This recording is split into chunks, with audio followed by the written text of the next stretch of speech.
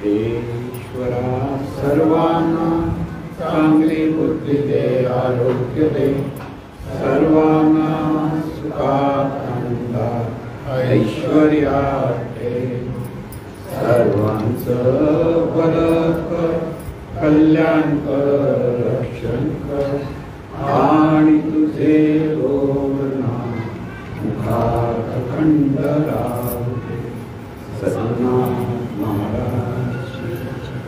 सद्गुरु पैमावली मातोश्री मायांना प्रथम कृतज्ञपूर्वक वंदन. आणि आपण सर्व फक्त सत्शोधू आपणा सर्वांना आदरपूर्वक नमस्कार. आपण जे चिंतन करीत आलेलो आहोत ते म्हणजे सद्गुरू आणि त्यांचा अनुग्रह. ह्या अंगाने प्रत्येक शिष्याला सद्गुरूला हरिपाठ म्हणायला सांगायचे. पहिल्यांदा नाम द्यायचे, नंतर हरिपाठ द्या, नेहमी हरिपाठ म्हणायला सांगायचे.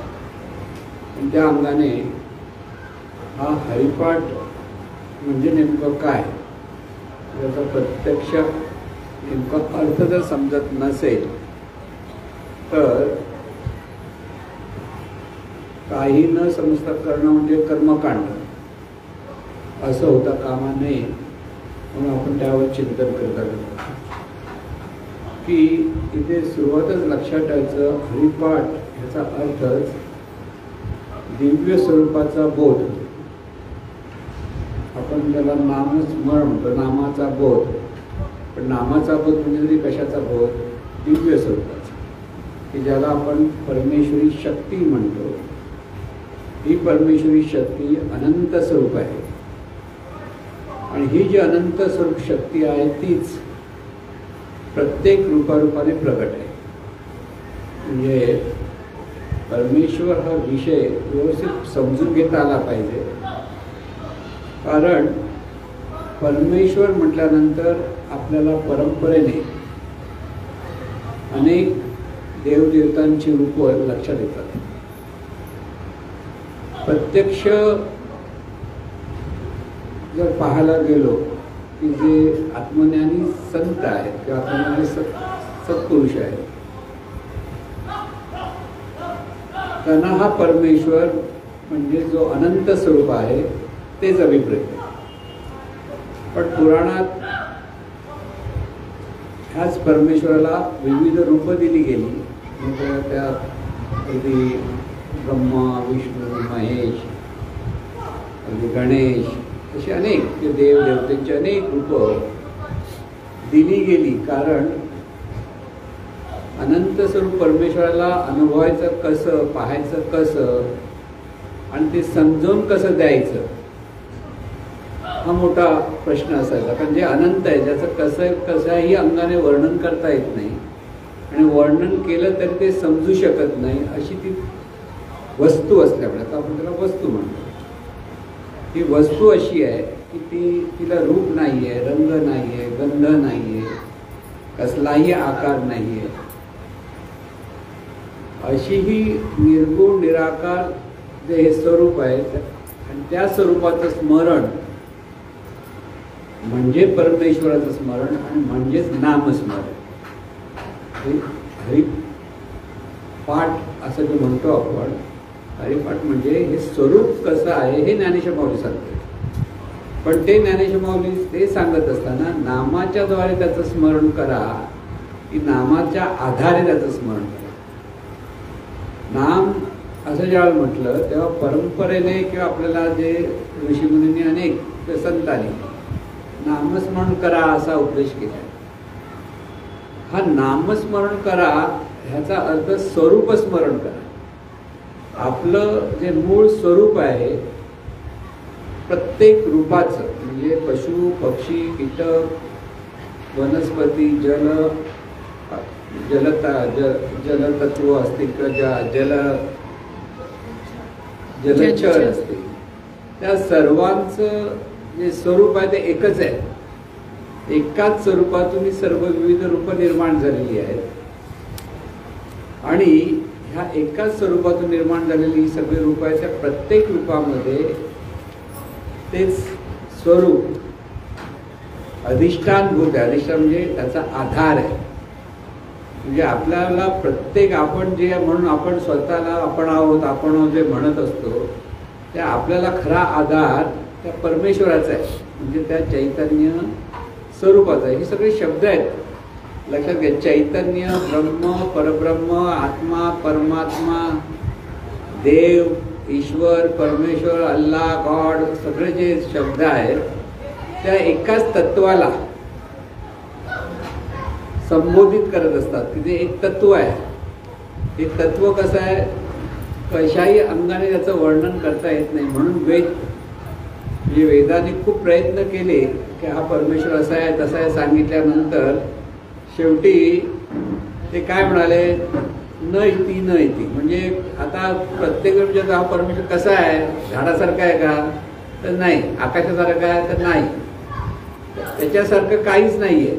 त्याच्यातून सर्व निर्माण झालं आहे, पण तो कोणत्याही रूपासारखा नाही.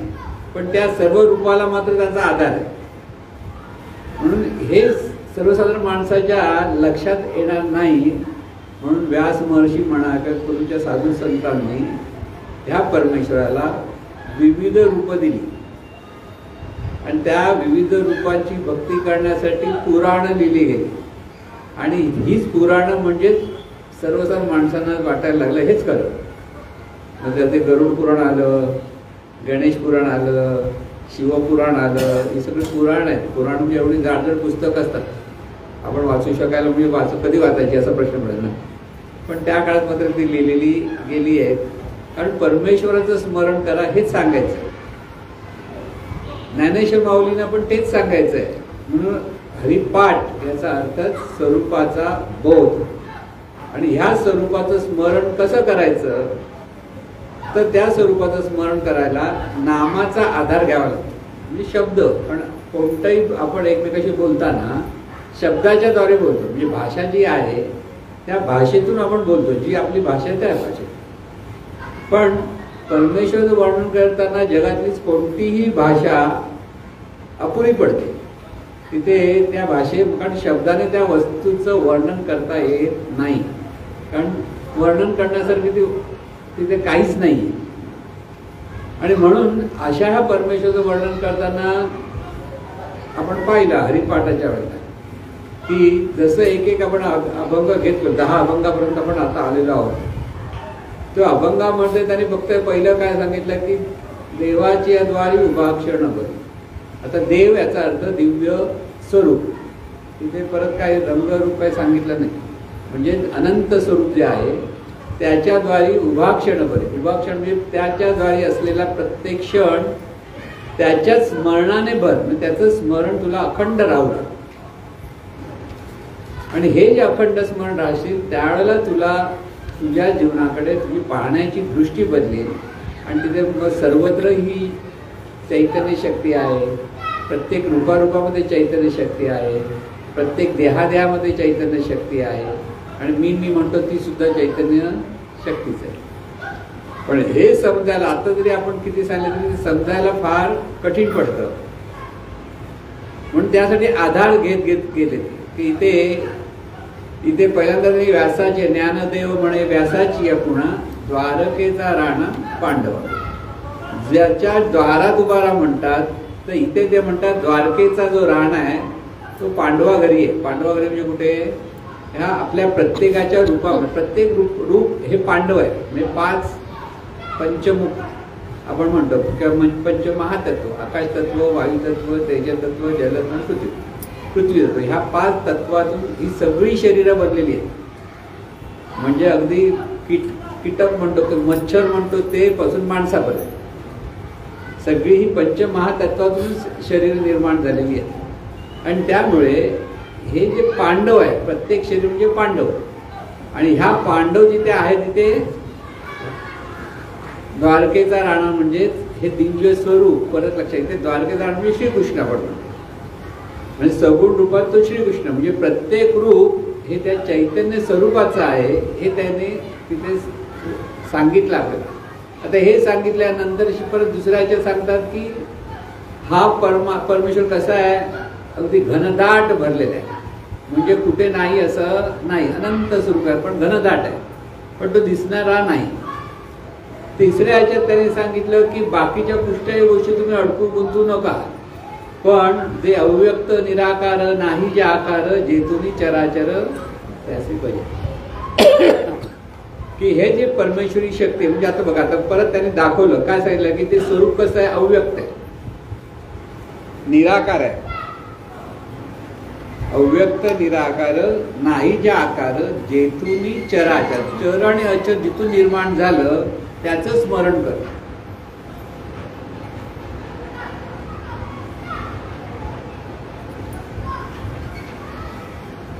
त्याचं स्मरण कर म्हणजे इथे परत दिव्य स्वरूपाचं स्मरण कर सांगतायत. हरी म्हणतायत किंवा आणखी नावं घेत आहेत, पण ते नावं कोणाला देत आहेत, त्या दिव्य स्वरूपाला.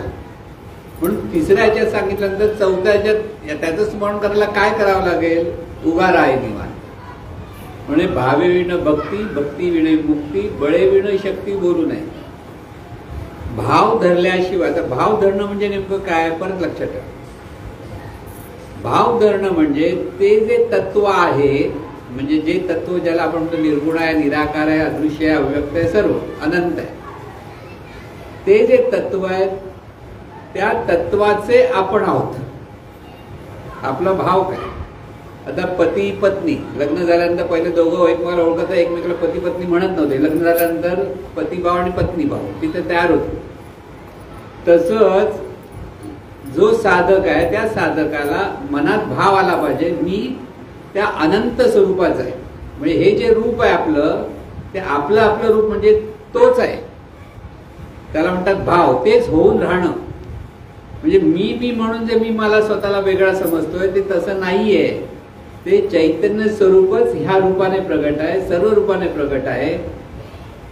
हा जो बोध आहे तो बोध आपल्या अंतःकरणात घट्ट धरणं म्हणजे भाव. म्हणून भावे विण देव न कळे निसते. म्हणजे प्रत्येक ठिकाणी काय सांगतात बघा तसं. किंवा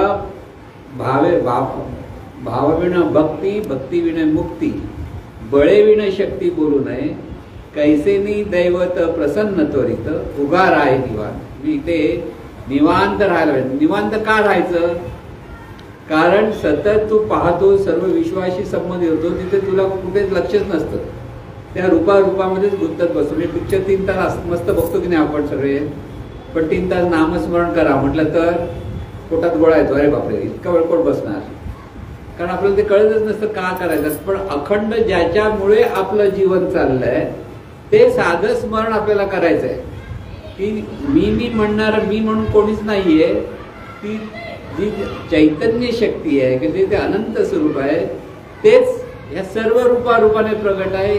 हा भाव. म्हणून ते भाव धरण्यासाठी तुला एका जागी शांत बसावं लागेल, स्थिर बसावं लागेल. म्हणून उगारा आहे निवांत शिण शिवाय. आणि हे करत असताना तुला तुझं प्रपंचाचं धरणं सुटेल. प्रपंचात तू जो गुंतलेला आहेस, माझं माझं माझं म्हणणं हे प्रपंच आहे आणि तुझं म्हणणं हा परमार्थ.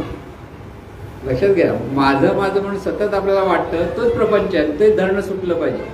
पण ते काय सुटत नाही. शेवटचा क्षण जाईपर्यंत सुद्धा माझंच वाटतं आपल्याला. आणि मग रडतो जाताना. जायच्या वेळेला सगळे खुशीने जात नाहीत, बऱ्याच वेळा ते रडतात. का रडतात, कारण माझं असतं ते सुटत नाही, आणि सुटत नाही म्हणून तो प्रपंच असतो. कळलं की नाही. संत कसे जातात, शेवटच्या क्षणी आनंदात असतात, आणि सर्वसाधारण माणूस शेवटच्या क्षणी रडतो, आणि तो रडू नये म्हणून त्याला नेणीवेच सोडलं जातं. कारण बघा, ज्यावेळेस शेवटचा क्षण झाला पहिल्यांदा रडत असेल, मग एक अशी वेळ येते की त्याला काही कळत नाही. म्हणजे गाढ झोपेत जसा तो तसा असतो, गेलेला नसतो, असतो, पण हळूहळू तो जातो आणि त्यावेळेस त्याला काही कळतं म्हणजे सुखात असतो. जसं गाढ झोपेत आपण सुखामध्ये असतो तशीच ती अवस्था असते. म्हणून 2 अवस्था आहेत त्यात. त्यामुळे जोपर्यंत कळतंय अरे मी जाणार ते माझं म्हणतो एकदम व्याकुळ होतो, आणि त्या व्याकुळ अवस्थेत असता सगळं त्याचं निर्भान अवस्थेत जातो, आणि तेव्हा तो शांत होतो. आणि मग थोडाने, कारण त्यालाच कळत नाही कुठे झालं. म्हणजे बेशुद्ध डॉक्टर पण कसं करतात, बेशुद्ध करतात ना, आणि मग कापल्याला काय कळत नाही, कापला काही करा, तसं एक सुटला की नाही सुटला कळत नाही. म्हणून अशी जी अवस्था आहे त्यामुळे इथे हे जे चैतन्य स्वरूप आहे, ह्या चैतन्य स्वरूपाचं आपल्याला स्मरण करायचं आहे. आणि म्हणून या चैतन्य स्वरूपाचं स्मरण करायला साधूची संगत धर म्हटलं त्यांनी. 5व्या वाक्यात काय सांगितलंय? ज्ञानदेव म्हणे साधूच्या संगतीशिवाय तरणोपाय नाही. म्हणून साधूचं म्हणजे साधू म्हणजे सद्गुरू संत, की जे हे स्मरण ज्यांना हे ज्ञान आहे त्यांची संगत धर, तर थोडंसं तुला काहीतरी कळेल. मग 6व्या याच्यामध्ये जे साधू पुरुष आहेत ते कसे मोक्षला प्राप्त म्हणजे मुक्त झालेले आहेत. त्यांना माझं आणि तुझ्यामधून ते मुक्त झालेले असतात आणि त्यांचं त्यांनी वर्णन केलंय. आणि 7व्या भागामध्ये ज्यांना हे समजत नाही त्यांचं पर्वताप्रमाणे पातक होतं, म्हणजे पर्वताचे पापाचे डोंगर त्यांच्या मागे उभे राहिलेले. घाबरायचं कारण नाही. अरे बापरे, आपण तर काय करतच नाही, मग केवढे मोठे डोंगर उभे राहिले असं वाटेल. पण ज्ञानदेवाप्रमाणे आत्मा हा निदान सर्वाघटी पूर्ण एक नांदे. परत ते आधार देतात की तुझ्या ठिकाणी जे तत्व आहे तेच तत्व आहे, म्हणून त्याचं परत स्मरण कर सांगतात. म्हणून 7व्या याच्या अभंगानंतर ते 8व्या अभंगावर गेले आणि 8व्या अभंगामध्ये विष्णुवीण जप नाही संतांचे संगती मनोमार्ग होती. म्हणजे संतांची संगत धर. ते जे सांगतायत मनाला उलटा मार्ग दाखवतायत. तू नेहमी जे दृश्याकडे गुंततोय त्याऐवजी तू स्वतःकडे पाहिला, म्हणजे उफराटी दृष्टी सांगितली. आणि उफराटी दृष्टी सांगितल्यानंतर 8व्या ठिकाणी झालं विष्णुवीण जप नाही 9व्याला विष्णुवीण जप व्यर्थ त्याचे रंग. ज्याला विष्णू माहीत नाही, विष्णू म्हणजे 4 हाताचा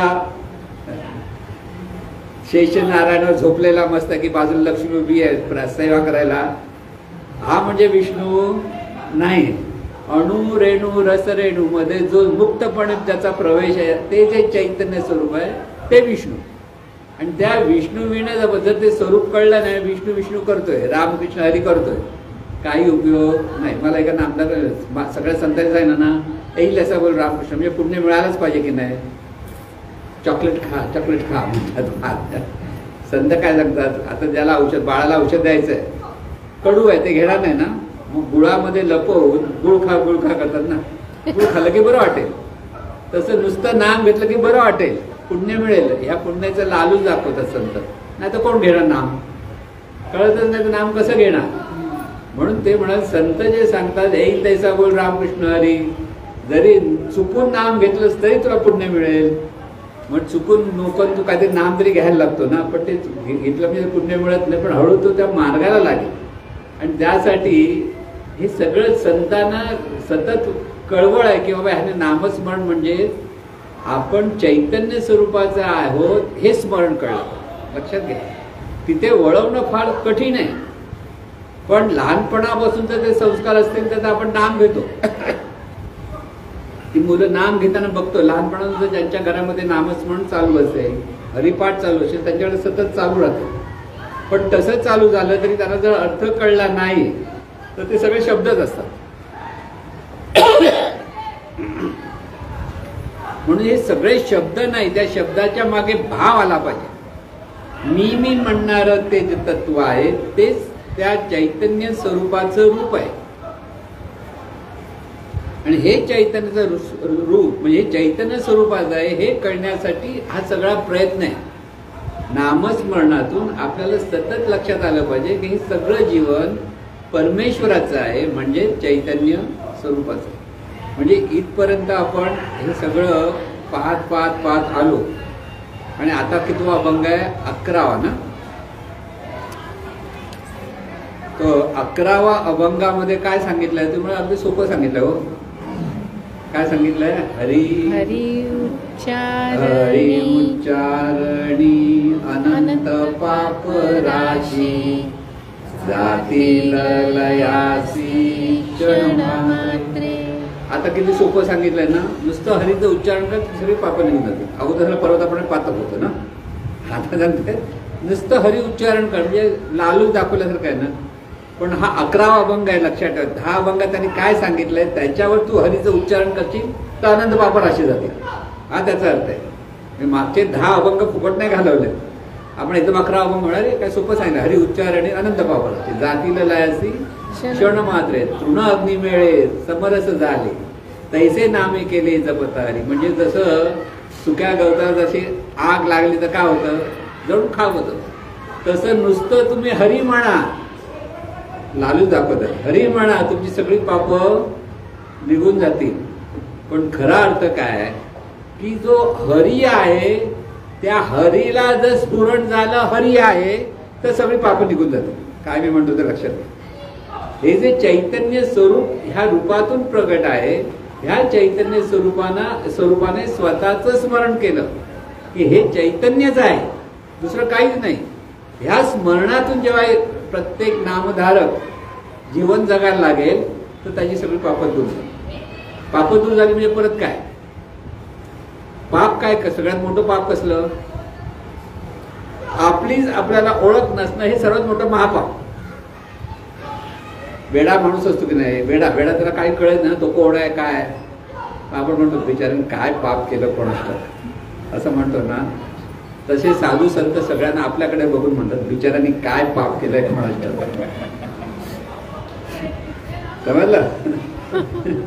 आपल्याला कळत, आपल्याला म्हणतायत म्हणून ते सांगतात हरी उच्चारणी अनंत पाप राशी जातील लयासी क्षण मात्रे तृणग्नी मेळे समरस झाले तैसे नामे केले जपतारी. हरी उच्चारण मंत्र आगाध पळे भूत बाधा बेणियाचे ज्ञान देव म्हणे हरी माझा समर्थ न कळले अर्थ उपनिषदा. हरी मुखे म्हणा, हरी मुखे म्हणा पुण्याची गणना कोण करी. हरी उच्चारण हा मंत्र सांगितला. हरी म्हणजे हरी हरी हा जो शब्द आहे तो शब्द म्हणजे ते चैतन्य स्वरूपच आहे. हा बोध झाला की तो शब्द मंत्र होतो. लक्षात घ्या. नुसतं हरी म्हणाल तर काय तुम्ही एखाद्या मुलाला हरी नाव ठेवलं, हरी हरी हाक मारलं तर काय देवाचं नाव झालं का? नाही. लोक देवाच्या नावासाठी हरी हरी दोन पद्धतीने लोक नावं ठेवायची पूर्वीच्या गोष्टी. एक तर आपल्या मुलाला नजर लागू नये म्हणून त्याला धोंड्या दगड्या अशी नावं ठेवायची. पहिले बघा मुद्दा पूर्वीचे नाव होते दगडू, आपल्याला दगडू सकपाळ आमदार होत नाही. नाव का ठेवलं? त्याला नजर लागू नये. आई वडिलांना कौतुक की बाबा याला नाव बघितलं दगडू म्हटलं कट नजर लावणार. आणि दुसरा एक प्रकार होतो देवाची नावं द्यायची.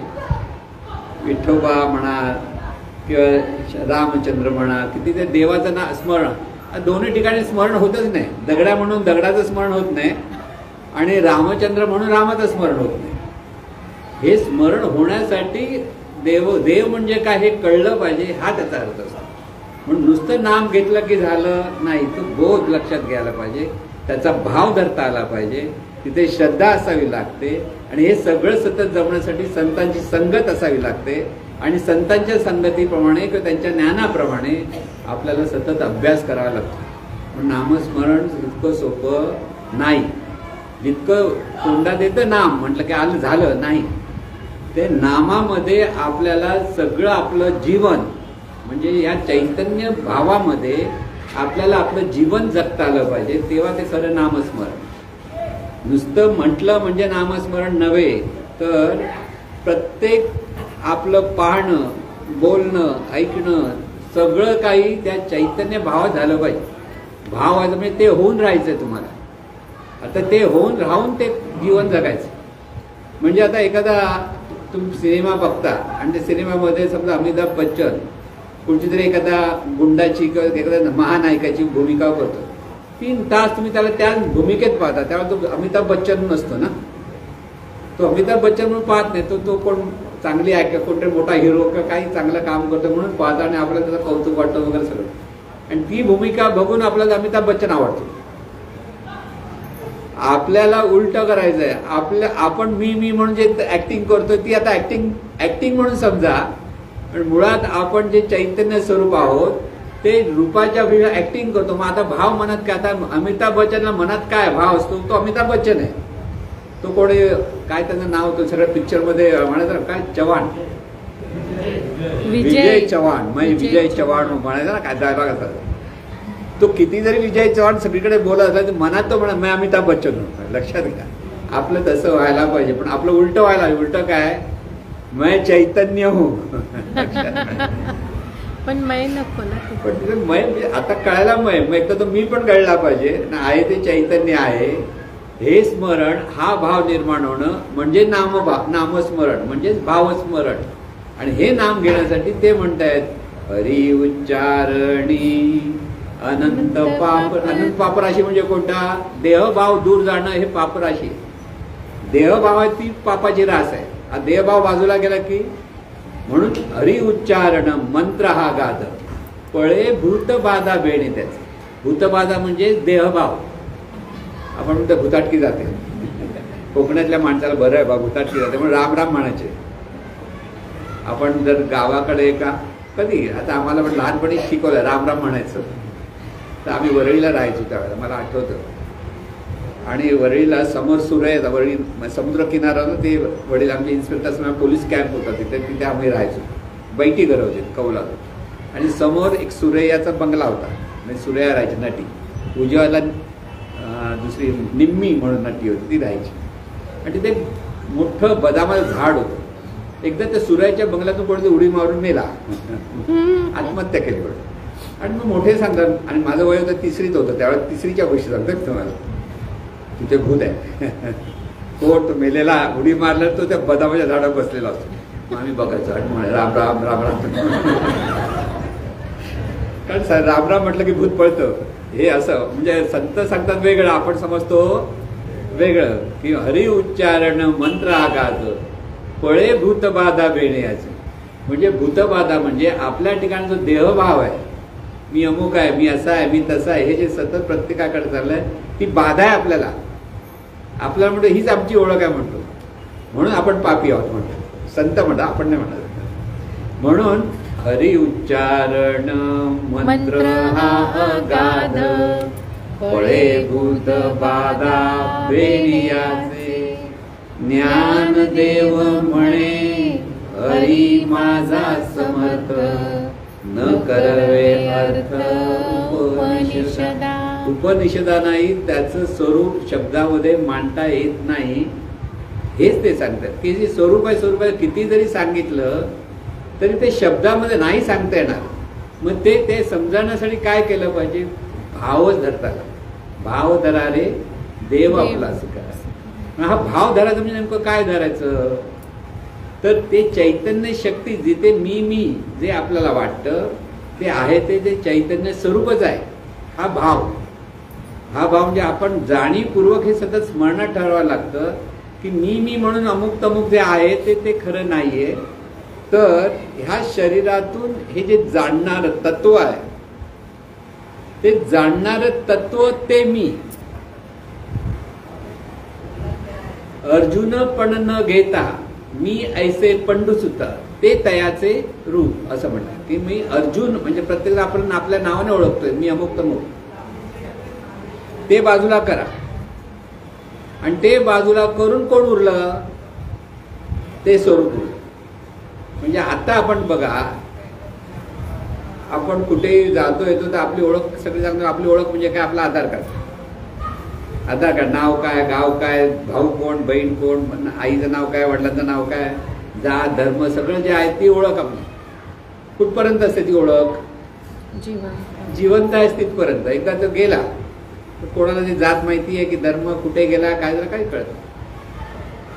त्यामुळे हे जे रूपाच्या अपेक्षेत आपण आपलं अस्तित्व समजत असतो ते थोड्या दिवसासाठी आहे, टेम्पररी.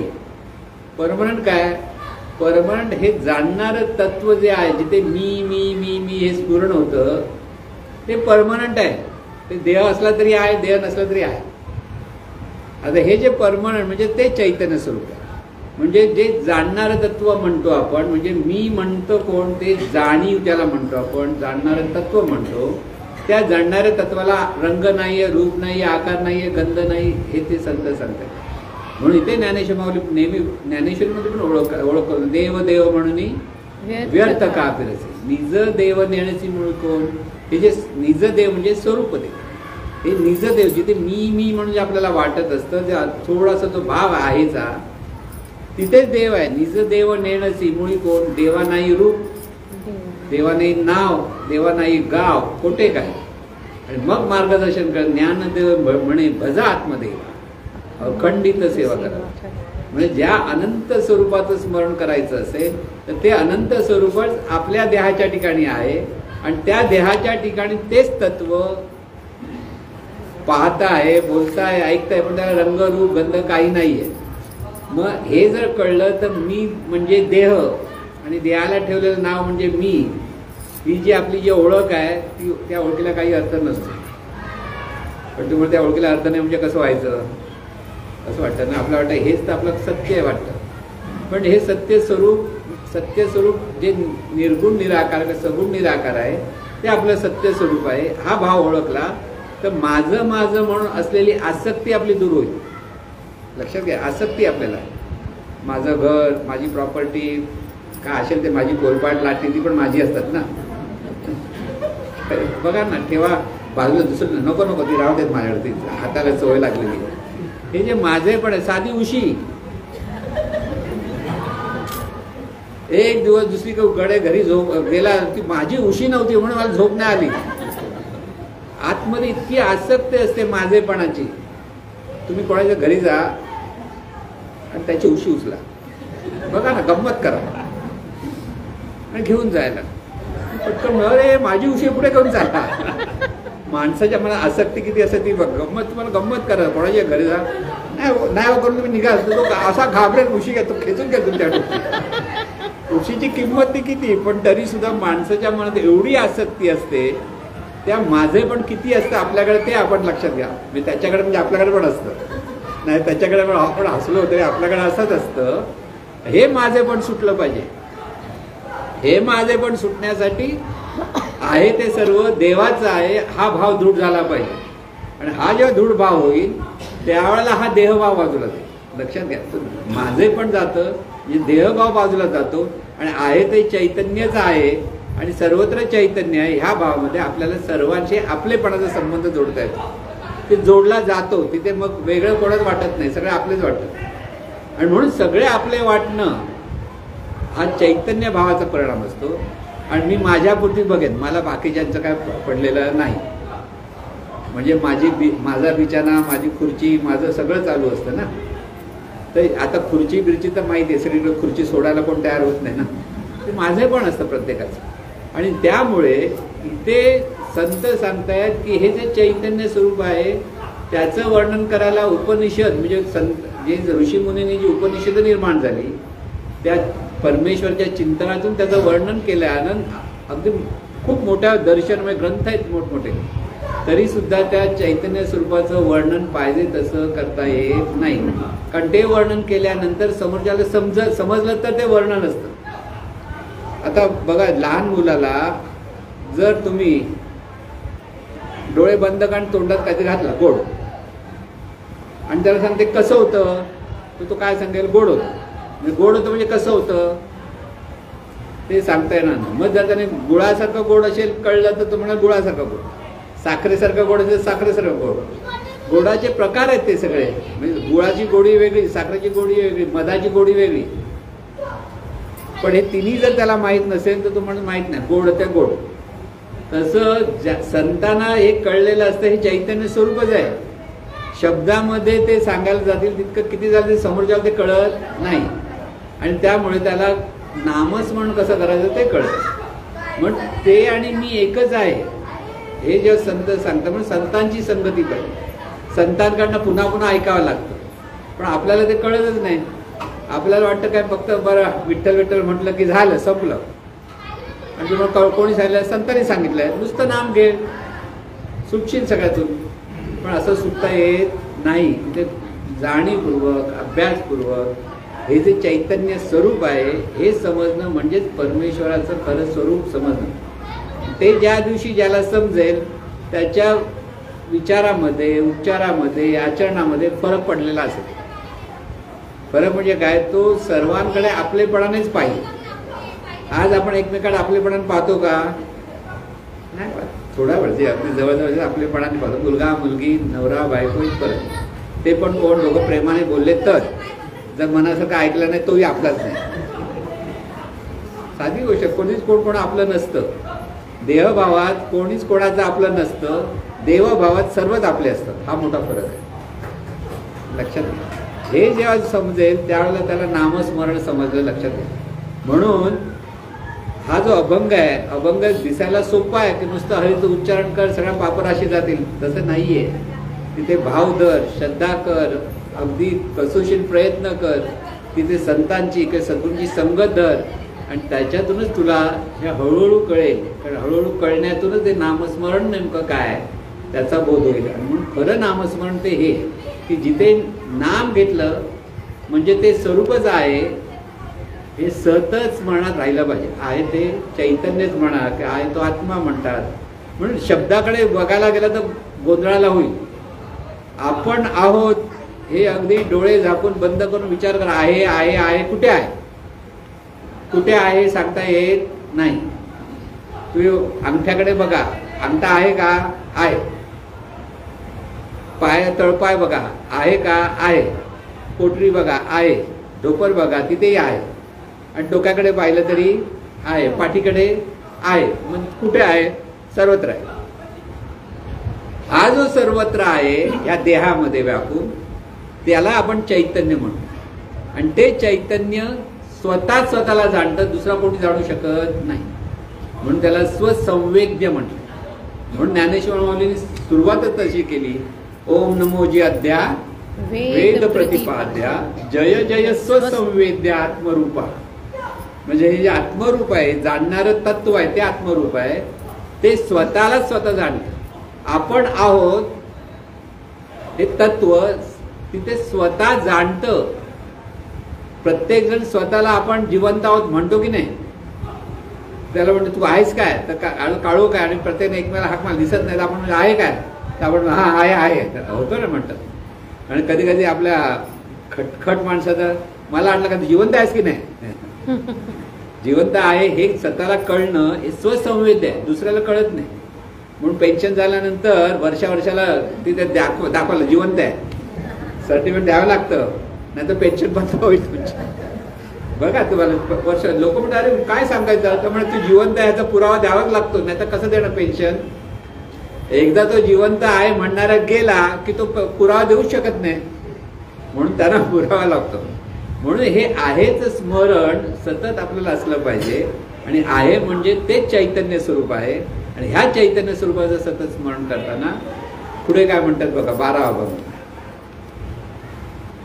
तीर्थव्रत नेम भावे विन सिद्धी वायाची उपाधी करिसी जना भाव बळया कळे एरवी ना कळे करतळी आवळे कैसा हरी पारियाचा रवा एका भूमीवरी यत्न परोपरी साधन तैसे ज्ञानदेव म्हणे निवृत्ती निर्गुण दिदले संपूर्ण माझे हाती हरी मुखे म्हणा हरी मुखे म्हणा पुण्याची गणना कोण करी. म्हणून तीर्थाला जातात लोक, अगदी वर्षाला जातात ना. वैष्णोदेवीला जाणार तर खूपच डोंगर चढतात, थकतात तरी पण जातात. आता डोंगर चढायला नाही होतं कोणत्या पालखीत बसतात, घोड्यावर बसतात, सगळं करतात, हेलिकॉप्टरवर सोडतात, सगळं करतात. पण एवढं करून जर तिथे हे चैतन्य स्वरूप आहे हे जर कळत नसेल ते सगळं व्यर्थ आहे. वैष्णव देवी ज्याला म्हणतो ते चैतन्य स्वरूपाचं रूप आहे आणि तूही चैतन्य स्वरूपाचं रूप आहे. मग तुला तिथं डोंगरात जायचं की जिथे आहेस तिथे बसता शांत बसता आलं पाहिजे. एकदा महाराजांनी सांगितलं होतं, ते पण गेले होते तिथे काश्मीरला आणि वैष्णोदेवीला चालू म्हणून त्यांच्यावर सगळं त्यांनी बघितलं एवढा मोठा डोंगर नाही मी इथे बसतो तुम्ही जा शहाणा माणूस काय पायथ्याकडे पण मंदिर आहे. अरे आहे नाही ते वर कशाला जायला पाहिजे चढून एवढं. लोक गेले चढून ते इथेच बसले त्यामुळे नको मला नाही जायचं कारण त्यांना वैष्णोदेवी कुठे माहिती होतं. म्हणून वैष्णोदेवी म्हणजे जे हे चैतन्य स्वरूपच आहे हे ज्याला माहिती आहे त्याला डोंगर चढायची गरज नाही, लक्षात घ्या.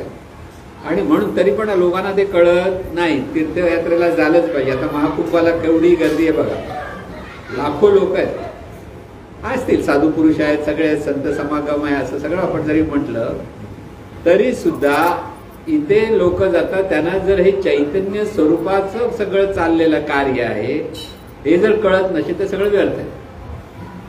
कोण सांगतो? ज्ञानेश मावशी. आपण बोलत नाही. तीर्थरत नेम भावे बिन, भाव नसेल म्हणजे चैतन्य भाव नसेल, हे सर्व चैतन्य स्वरूपाचं जीवन आहे, हा जर भाव नसेल तर ते सगळं व्यर्थ आहे. म्हणून तीर्थरत रथ वैकल्य करतो तेही व्यर्थ आहे.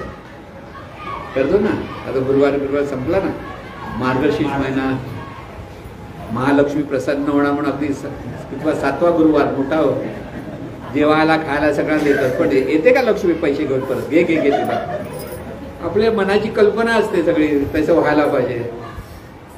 तेच सांगतात ज्ञानेश माऊली, तीर्थ रथ नेम, त्याला जर भाव नसेल, तीर्थ रथ नेम भावे विण सिद्धी वायाची उपाधी करीसी जना. म्हणजे उगीच माणसं ती उपाधी म्हणजे काहीतरी गडबड करत बसलेली आहे असं म्हणतात. वायाची उपाधी कशी ना, म्हणून भाव बळे आकळे. मी इथे नेमकं परमेश्वर कसा कळला पाहिजे? भाव बळ, भाव धरता आला पाहिजे. हा जर भाव धरला तर दुसरं काही करायची आवश्यकता नाहीये. भाव काय? जिथे उठे मी ते स्फुरण तिथे घडावे विठ्ठल स्मरण, हा भाव आहे. त्याला भावच म्हणतो. म्हणून जिथे मी म्हणतो आपण, तो मी म्हणणारं ते चैतन्य स्वरूपच आहे, हा भाव तिथे आला. सुरुवातीला ते समजत नाही, सुरुवातीला ते आपल्याला धरता येत नाही. पण पुन्हा पुन्हा जेव्हा आपण संतांकडनं ते ऐकायला लागतो, आपल्या सद्गुरूंनी इतक्या वेळा ती प्रबोधनं सांगितलेली आहेत, ती जर पुन्हा पुन्हा जर ऐकायला लागलं तर कुठेतरी आपल्याला तो, त्याला मग आत्मज्ञान म्हणतात किंवा ब्रह्मज्ञान म्हणतात. म्हणजे जे जाणणारं तत्व आहे तेच चैतन्य स्वरूप आहे आणि तेच चैतन्य स्वरूप सर्व रूपामध्ये प्रगट आहे. म्हणून कुठेच जाणणं नाहीये. मुंगीकडे पण जाणीव आहे की नाही? एवढीशी ती मुंगी, पण तुम्ही लाडू कुठे ठेवले तिला बरोबर कळतं की नाही? त्या अगदी बाटलीपर्यंत डब्यापर्यंत बरोबर राग लावते. केवढी प्रचंड जाणीव आहे तिच्याकडे. कुत्रा आहे ना, कुत्रा, तुम्हाला वास कळत नाही पण त्याला वास आपला कळतो. म्हणजे प्रत्येक माणसाला वेगळा वेगळा वास असतो. आपण किती सेंट पीठ मारले तरी तो अंगाचा वास वेगळा असतो परत, पण तो त्या कुत्र्याला बरोबर कळतो. म्हणजे केवढं त्याच्याकडे म्हणजे ज्ञान आहे त्या गंधाचं. माणसाकडे तेवढं नाही, माणसाकडे कमी जरा वरवरच आहे. म्हणून ह्या प्रत्येक जाणीवेकडे त्या देहामध्ये एक वैशिष्ट्य आहे आणि त्या वैशिष्ट्यातून ती जाणीव जीवन जगते आहे. आणि म्हणून ह्या प्रत्येक जाणीवेकडे समत्वाने पाहता. म्हणजे कुत्र्याला कुत्रा म्हणून हडड करू नका, ते चैतन्य आहे लक्षात घ्या. नमस्कार केला पाहिजे, मनातून नमस्कार करा. नाहीतर तुम्ही रस्त्यावर असे नमस्कार करायला लागला, सगळेजण म्हणतील कालपर्यंत बरा होता, आता याला काय झालं? नामस्मरण राहिलं बाजूला, तुम्हाला वेडा करतील सगळे. कळलं? म्हणून मनात, म्हणून परमार्थ हा मनात, प्रपंच हा जना. दोन गोष्टी बरोबर समजल्या पाहिजे. हे जर समजलं की तुम्हाला आनंदाने राहता येतं. म्हणून हा जो बोध आहे हे नेहमी लक्षात ठेवायचं की तीर्थरत नेम भावे विण सिद्धी वायाची उपाधी करीसी जना. आता या सगळ्या भगिनींना कळलं. पुढच्या वर्षी मार्गशीर्ष गुरुवार करायची गरज नाही. कळेल? नाही कळणार. का? अरे ती महालक्ष्मी बिघडली तर काय करायचं? मनात भीती ना. म्हणजे माझ्या आईचीच उदाहरण. माझ्या आई पण मार्गशीर्ष महिना शेवटपर्यंत तिने सोडला नाही. मी म्हटलं सगळे उपवास सोडले, महाराज सांगतात, मग हा का नाही सोडत तू? अरे खरोखर ती जर असेल तिने उत्तर दिलं, बिचारी भाबडी, खरोखर असेल तर केवढे रागावली बोलते, वाईट परिस्थिती ना. म्हणजे आपल्या ठिकाणी देव म्हणजे कधी कधी कळत नाही. किती जरी संतांनी झालं, आपल्या सद्गुरूंनी सगळं अगदी 1952 पासून सांगितलं. आता किती कोणतं वर्ष आहे? 2024. किती वर्ष झाली? 72 वर्ष झाली. बरोबर 72 वर्ष झाली. पण तो परमेश्वर कळत नाही. कारण आपल्याला हा बोध जो आहे चैतन्य स्वरूपाचा, तो समजून घेणं जरा कठीण आहे. सोपं नाहीये. किती जरी सांगितलं तरी सोपं नाही. पण ते भाव धरता आला पाहिजे. सद्गुरूंचा संग धरावा लागतो. सत्संग म्हणतात तो ह्यासाठी करावा लागतो की ते सतत आपल्याला त्या चैतन्य स्वरूपाचं स्मरण झालं पाहिजे. आणि ते स्मरण झालं तरच. म्हणून भावबळे आकळे एरवी नाकळे करतळी आवळे तैस. जर भावातून पाहायला लागलात, भावाचं भाव कसा धरायचा एकदा तुम्हाला समजलं की जसा तळ हातावरती आवळा आहे ना, तसा हा परमेश्वर आहे. आपण जो आपल्या सर्वसाधारण माणसाचं काय माहिती कुठे आहे, कसा आहे, काय, कधी म्हणतो वर आहे, कोण म्हणतं खाली आहे, कोण म्हणतं अंगठ्या एवढा आहे. असे पण काही ठिकाणी म्हणतात आत्मा केवढा आहे, आपला अंगठा एवढा आत्मा. तर आत्मा जगाला व्यापतो, तो तुझ्या अंगठ्या एवढा कसा राहील? समजत नाही. बऱ्याच वेळा काय काय वेगळ्या वेगळ्या पद्धतीने सांगितलं जातं. म्हणून हे जे चैतन्य स्वरूप आहे ते अणु रेणू रसरेणू इतकं सूक्ष्म आहे. आणि परत ते आकाशाला ब्रह्मांडाला व्यापतं. आपणही ब्रह्मांडाला व्यापतो. आपण क्षणात सूर्याला पाहतो. किती लांब आहे सूर्य, किती लांब आहे चंद्र. आपण म्हणजे ते चैतन्य जाणणारं जे आहे ते चंद्रापर्यंत पोहोचतं आणि परत येतं. खरं वाटतं आपल्याला, पण ते होतं आपल्याकडं. म्हणजे आपल्याकडे म्हणजे ही जाणीव जी आहे ती किती शक्तिशाली ते लक्षात घ्या. पण ह्याच जाणीवेला आपण मी अमुक तमुक म्हणतो, पण ती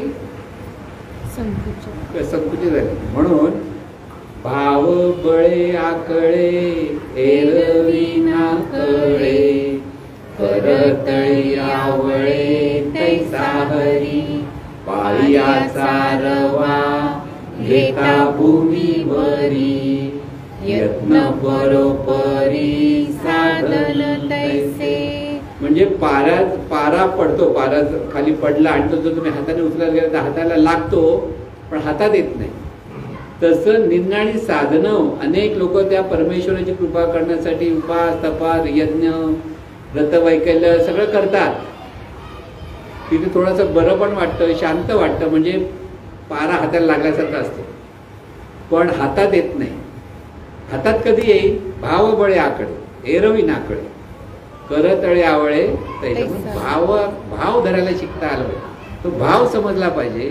त्या भावातून जेव्हा पाहता येतं तेव्हा खरं नामस्मरण सुरू होतं. खरं नामस्मरण तेव्हा सुरू झालं. भाव समजला पाहिजे. भाव धरायचं कसं, आणि हे समजणं फार गरजेचं आहे, आवश्यक आहे. म्हणून तिथे पुढे म्हणतात ते निवृत्ती निर्गुण दिदले संपूर्ण माझे. म्हणजे त्यांनी आपला अनुभव सांगितला की माझे सद्गुरू जे निवृत्ती आहेत त्याने मला हे निर्गुण स्वरूप माझ्या हातातच दिलं. हातात दिलं म्हणजे मला त्याचा अनुभव दिला. नामस्मरणातून त्या अनुभवातून त्यांनी नाम घेता त्याने मार्गदर्शन त्याच्यातून ते स्मरण करता करता हे सगळं जे मिळत नाही कळत नाही म्हणतात ते त्यांना कळायला लागलं की हे असं हे तत्व आहे. हा अनुभव त्यांना यायला लागला. म्हणून तो निवृत्ती म्हणजे एक तर ते सद्गुरू असतात आणि दुसरी म्हणजे आपली वृत्ती जेव्हा निवृत्त होतो आपण तर ते निर्गुण स्वरूप आपोआप आपल्या ठिकाणी प्रकट होतं. निवृत्ती म्हणजे मी असणारी जी वृत्ती आहे, मी अमुक ही वृत्ती आहे आपली, ती जेव्हा नाहीशी होते आणि ती जेव्हा नाहीशी होते तेव्हा ते चैतन्य स्वरूप उगवतं. ते चैतन्य म्हणून मी राम म्हणाल म्हणजे मैं हूँ तभी राम नहीं, राम है तो मैं नहीं. कळलं पाहिजे. बऱ्याच वेळा आपण म्हणतो काय आहे मी म्हणतोच तर तिथे राम नसतो, आणि मी नाही म्हटलं की तो असतो, तो राम असतो. हा जो संत असे सांगतायत ते तिथे लक्षात आलं पाहिजे. म्हणून ही निवृत्ती निर्गुण दिदले माझे की आपल्या सद्गुरूंनी मला काय दिलं, म्हणून सद्गुरूंचं महात्म्य पण तिथे पाहता आलं पाहिजे आणि आपली वृत्ती निवृत्त झाली पाहिजे हेही आपल्याला कळलं पाहिजे. दोन्ही गोष्टी ते लक्षात घ्यायच्या. आणि म्हणून हे नामस्मरण की करता करता करता आपण निवांत होतो, शांत होतो आणि स्थिर होतो. आणि तिथे ती एका निवांत अवस्थेमध्ये जी अनुभूती येते, येणार नाही असं नाही, प्रत्येकाला येते, पण ते त्याचा अभ्यास अगदी मनापासून केला पाहिजे. संत संगतीमध्ये राहून केला पाहिजे. सत्संगती नाही म्हणत मी. सत्संगती म्हणजे चांगल्या लोकांची संगती, पण त्यांना चैतन्य स्वरूप माहीत नसेल तर काय होणार, ते कळणार नाही. पण जे संत आहेत, ज्यांना हे चैतन्य स्वरूपाचा अनुभव घेतात, त्यांच्या संगतीमध्ये राहिलं तर तो अनुभव यायला लागतो. आणि म्हणून हा अनुभव सर्वांना मिळो, यासाठीच ज्ञानेश्वर माऊली जशी प्रार्थना करतात तशी आपण सर्वांना हे ज्ञान मिळो, सर्वांचं कोट कल्याण हो आणि सर्वांच्या मुखामध्ये चैतन्य स्वरूपाचं स्मरण हो. म्हणून हरी मुखे म्हणा, हरी मुखे म्हणा, पुण्याची गणना कोण करी. सद्गुरुनाथ महाराज की जय. हे ईश्वरा सर्वांना चांगली बुद्धी दे, आरोग्य दे, सर्वांना सुखात आनंदात ऐश्वर्यात ठे. सर्वांचं भलं कर, कल्याण कर, रक्षण कर आणि तुझे गोड नाम मुखात खंड राहू दे. सद्गुरुनाथ महाराज की जय.